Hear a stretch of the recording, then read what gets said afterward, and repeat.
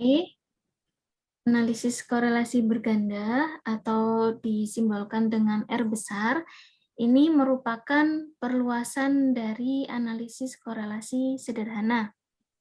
Nah, dalam analisis korelasi berganda ini, tujuannya adalah untuk mengetahui bagaimana derajat hubungan antara beberapa variabel independen, ya. Independen di sini yaitu variabel X1, X2, sampai Xk. Kalau misalkan variabel independennya sebanyak K. Nah, dengan variabel dependen atau variabel terikat, itu variabel Y, ya, secara bersama-sama. Untuk rumus korelasi berganda R ini, di sini misalkan ada dua variabel independen, yaitu X1 dan X2 ya. R, X1, X2Y itu sama dengan akar dari R kuadrat X1Y ditambah R kuadrat X2Y dikurangi 2 kali Rx1Y dikali Rx2Y dikali dengan Rx1, X2 dibagi dengan 1 min R kuadrat X1, X2 ya. Kemudian untuk rumus F hitungnya itu sama dengan R kuadrat per K dibagi dengan 1 min R kuadrat per N min K min 1. Ini derajat bebas ya, N min K min 1.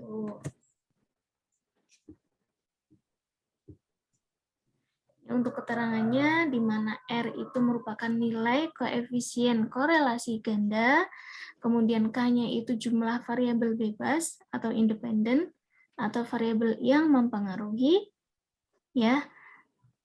Kemudian N-nya itu jumlah sampel, kemudian F-nya itu F hitung ya, yang selanjutnya akan dibandingkan dengan F tabel. Nah, kemudian F hitung ini dibandingkan dengan F tabel itu untuk menguji signifikansi ya. Sini jika F hitungnya itu lebih besar dari F tabel, maka signifikan. Kemudian jika F hitungnya kurang dari F tabel, maka tidak signifikan. Oke, di sini ada contoh ya, carilah nilai F tabel dengan tabel F dengan rumus dengan taraf signifikansi alfanya itu 0,01 atau alfanya 0,02 lah. Di sini mencari F tabelnya yaitu dengan F dalam kurung 1 min alfa, kemudian derajat bebasnya itu K ya, derajat bebas K, kemudian derajat bebas yang tadi N min K min 1. Kalau yang tadi itu korelasi X1, X2, dan Y, nah ini korelasi X1 dan Y, yaitu N sigma X1Y dikurangi sigma Y dikali sigma X1 dibagi akar N sigma Y kuadrat min sigma Y dikurung, dijumlahkan dulu baru dikuadratkan, dikalikan dengan N sigma X1 kuadrat min sigma X1 dikuadratkan. Kemudian korelasi X2 dan Y itu rumusnya ini ya, jadi X1-nya diubah menjadi X2. Kemudian untuk korelasi X1 dan X2, ini rumusnya N sigma X1 X2 dikurangi sigma X1 dikali sigma X2 dibagi dengan akar N sigma X1 kuadrat min sigma X1 dikuadratkan dikalikan dengan N sigma X2 kuadrat min sigma X2 dikuadratkan. Oke. Kemudian untuk mengetahui hubungan antara variabel Y dengan beberapa variabel X, ya misalkan di sini ada dua variabel independen dan satu variabel dependen ya. Maka digunakan rumus koefisien korelasi linier berganda atau disingkat dengan KKLB. Nah, KKLB ini bisa disimbolkan dengan R besar Y12, ini maksudnya variabel independen X ya, sama dengan akar dari R kuadrat YX1 ditambah R kuadrat YX2 min 2 R YX1 R2 X1 dikali X2 bagi dengan 1 min R kuadrat X1 X2. Kemudian apabila KKLB ini dikuadratkan, maka diperoleh koefisien penentuan atau disingkat dengan KP, yaitu merupakan suatu nilai untuk mengukur besarnya sumbangan dari beberapa variabel X terhadap variasi naik turunnya variabel Y. Ya, dimisalkan di sini Y aksen itu sama dengan B0 ditambah B1X1 ditambah B2X2, ini persamaan regresi. Maka KP mengukur besarnya sumbangan X1 dan X2 terhadap variasi atau naik turunnya Y. Ya, ini rumusnya, KP itu merupakan kuadrat dari KKLB. Kemudian apabila dikalikan dengan 100%, maka akan diperoleh persentase sumbangan X1 dan X2 terhadap naik turunnya Y, atau sumbangan di sini itu pengaruh X1 dan X2 terhadap naik turunnya Y. Nah, supaya lebih memahami, di sini ada contoh soal. Di sini ada seorang peneliti ingin mengetahui apakah ada hubungan positif antara pengeluaran, pendapatan, dan banyak anggota keluarga. Untuk keperluan tersebut diambil sampel sebanyak 7 rumah tangga. Oke. Di sini ada 7 rumah tangga, kemudian data variabel Y, X1, dan X2. Nah, di sini kita akan menentukan koefisien korelasi bergandanya dengan alfanya 0,05. Nah, kita perhatikan bersama. Kita tentukan dulu hipotesisnya. Yang pertama ya, tentukan H0 dan H1 atau H1 dan H0. Di sini H1-nya itu terdapat hubungan positif antara pengeluaran, pendapatan, dan banyak anggota keluarga. Kemudian H0-nya itu tidak terdapat hubungan yang signifikan antara pengeluaran, pendapatan, dan banyak anggota keluarga. Oke, bila dituliskan dengan rumus matematika, hipotesis matematika, H1-nya itu R-nya tidak sama dengan 0, kemudian H0-nya itu R sama dengan 0. Ingat, di H0 itu mesti tandanya sama dengan. Ya, ini berarti dua arah. Di H1 itu tandanya tidak sama dengan. Oke. Kemudian langkah berikutnya yaitu membuat tabel seperti di bawah ini. Di sini ada Y, X1, X2 itu diperoleh dari data yang diperoleh ya. Kemudian selanjutnya Y kuadrat, kemudian X1 kuadrat, kemudian X2 kuadrat, kemudian hitung juga X1Y, X2Y, dan X1, X2. Kemudian yang ditanda kuning, di warna kuning ini merupakan jumlahnya. Oke, tadi kan ada 7 data. 1, 2, 3, 4, 5, 6, 7. Nah, baris yang terakhir yang berwarna kuning ini merupakan jumlah dari masing-masing kolomnya. Kemudian kita akan menghitung statistik ujinya, yaitu korelasi X1Y.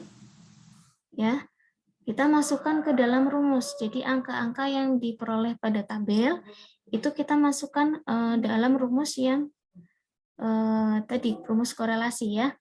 Di sini X1Y, ini rumusnya. Oke, kita masukkan N-nya 7. Kemudian sigma X1Y diperoleh dari tabel itu 3, 4, 6. Kemudian sigma Y, jumlah dari data Y itu 40. Kemudian sigma X1, jumlah dari data X1 itu 57. Nah ini, 57, kemudian 40, kemudian 3. Kemudian dibagi dengan akar N, jumlah datanya 7, kemudian sigma Y kuadrat, kemudian dikurangi dengan sigma Y dikuadratkan, atau 40 kuadrat ya, 1600, dikalikan dengan N 7 sigma X1 kuadrat dikurangi sigma X1 dikuadratkan. Nah, diperolehlah 0,841. Oke, selanjutnya korelasi antara X2 dengan Y. Kita masukkan ke dalam rumus. N-nya 7, kemudian sigma X2Y, 137, kemudian sigma Y-nya 40, sigma X2-nya 23. Kemudian dibagi dengan akar N-nya 7, sigma Y kuadrat 252, dikurangi sigma Y dikuadratkan, dikalikan dengan N-nya 7, kemudian sigma X2 kuadrat, dikurangi sigma X2 dikuadratkan, yaitu 529. Ya, sigma X2 kan 23, 23 dikuadratkan. Oke, diperoleh R X2Y adalah 0,135. Kemudian statistik uji untuk korelasi X1 dan X2, RX1 X2, ini rumusnya, kemudian kita masukkan angka-angka yang ada pada tabel, ya, N-nya 7, sigma X1 X2, 189, dikurangi sigma X1, 57, dikalikan dengan sigma X2, 23. Kemudian dibagi dengan akar N sigma X1 kuadrat dikurangi sigma X1 dikuadratkan, kemudian N-nya 7 dikali sigma X2 kuadrat 83, dikurangi 23 kuadrat 529.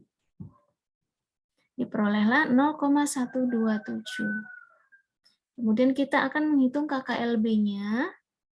Ya, kita masukkan ke dalam rumus angka-angka yang berada pada tabel, diperolehlah 0,841. Nah, yaitu menguji signifikansi dengan rumus F hitung. Nah, kita akan menghitung rumus F-nya. R kuadrat 0,841 kuadrat dibagi dengan K. Variabel bebasnya ada 2 ya, X1 dan X2. Kemudian dibagi dengan 1 min R kuadrat, dibagi dengan N, jumlah data, 7, dikurangi jumlah variabel bebasnya 2, dikurangi 1. Diperolehlah 4,849. Itu untuk F hitung. Nah, kemudian F tabelnya, nanti bisa dicek di ini ya, F tabel ya, pembilangnya itu 2, kemudian derajat bebas penyebutnya itu N-K-1, 7 dikurangi 2 dikurangi 1, yaitu 4, ya, maka ini adalah 5,79.